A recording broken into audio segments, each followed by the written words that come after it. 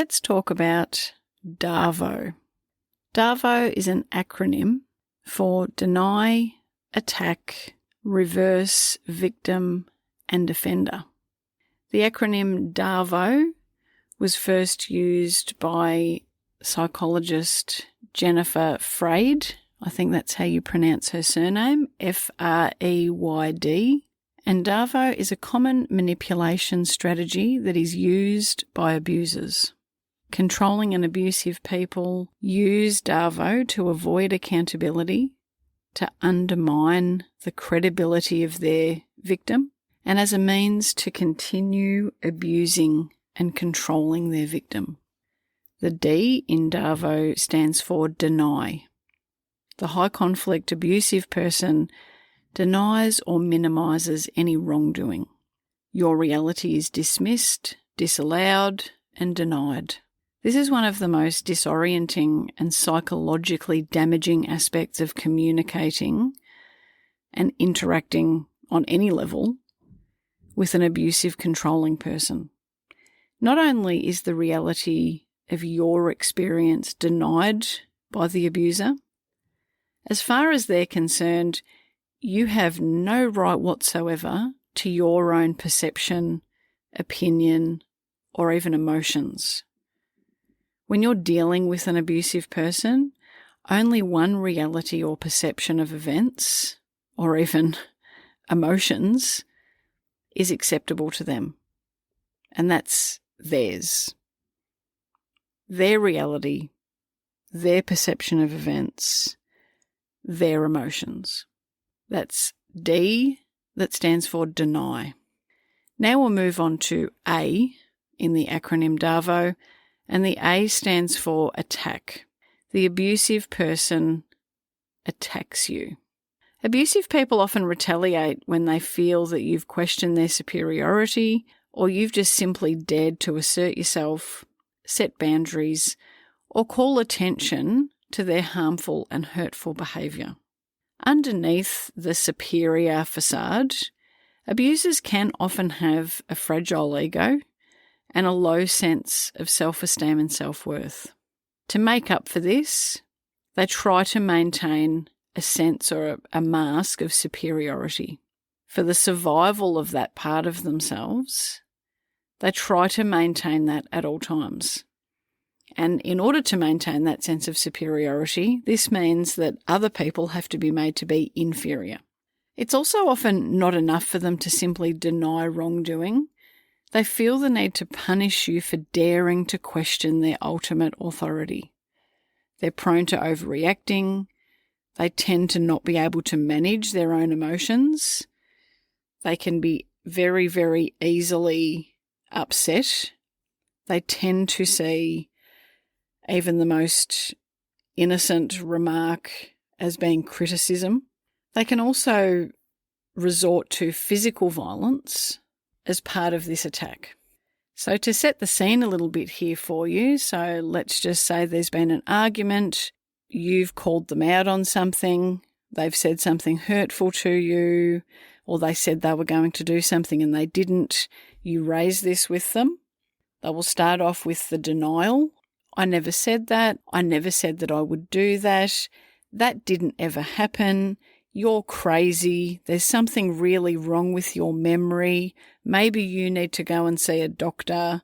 Okay, that's the denial. And we're starting to go into the attack phase here, which can then get even greater. There could be yelling, swearing, name-calling. How dare you? How dare you say that to me? You're always accusing me of things that aren't true. So the situation's gone from them having done something they shouldn't or said something they shouldn't or just not following through with something to denial of the situation, denial of your reality, and then turning the situation back in terms of an attack onto you. Then we move from here, again, this sort of segues smoothly into the letters RVO in the acronym DARVO, which stand for reverse, victim and offender. So the abuser then moves into portraying you as being the perpetrator, along with minimising and denying their own behaviour and creating a narrative that they are in fact the real victim. So your reality has been denied, you've been attacked, and now a new reverse narrative's been created by the abuser in which you, the true victim, are actually portrayed as being the offender. This narrative will be told strategically to anyone who will listen, sometimes by an abusive person, and it's a way for an abusive person to maintain power and control over you by undermining your credibility with others and further isolating you from anyone who might otherwise provide you with support, such as family and friends. This includes your family and friends, as well as the abuser's family and friends, even professionals such as doctors, police, anyone else in the community. No one is off limits to an abusive person, and the harm that they can cause with their pathological lies and reverse false narratives and manipulation, that should never be underestimated. Part of my role in working with clients is about helping them to navigate situations of DARVO. One of those is to ensure that the vast majority of all communication is kept in writing. This is particularly important if you are co-parenting with someone who is controlling or abusive in other ways. The importance of communication being kept in writing is something that we'll explore further in other episodes. But just to recap, DARVO is a process that abusers use to avoid accountability, to undermine your credibility, to shift the blame, and to continue abusing and controlling you. There's a moment where the noise stops landing, where the chaos loses its hold. That's it for today's episode of the Post-Separation Abuse Podcast. If you found this helpful, you'll love the Post-Separation Parenting Blueprint, the foundation of everything that my team and I teach, now available to all protective parents. Whether you work with us one-on-one or navigate your journey independently, the blueprint is where everyone starts. Whether you're thinking about separating, in the early stages of separation, wanting to avoid your kids being trapped with unsafe or inappropriate care arrangements, or perhaps needing to challenge and change current arrangements, and even if you're currently in the court system for parenting matters. I created the blueprint as a gift to all of my fellow protective parent warriors, because the journey of being a change maker and a cycle breaker can't be done alone, and the blueprint is the one post-separation parenting resource that gets it right. Child development, safety and well-being put first, with the evidence to back it up. The blueprint gives you the same strategic frameworks that my team and I use in private one-on-one coaching, and it's available on an online platform for you to access whenever and wherever you need. You can also ensure that you're up to date with any new announcements by checking in regularly to the website danielleblackcoaching.com.au. Until next time, take care.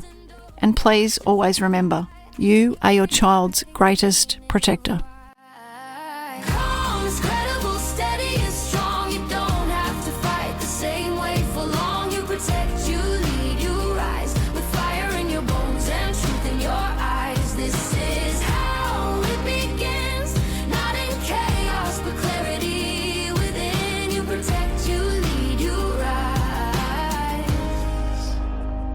This isn't revenge, this is design. A future rewritten line by line. You don't burn it down, you build it right with wisdom, strategy, and quiet mind.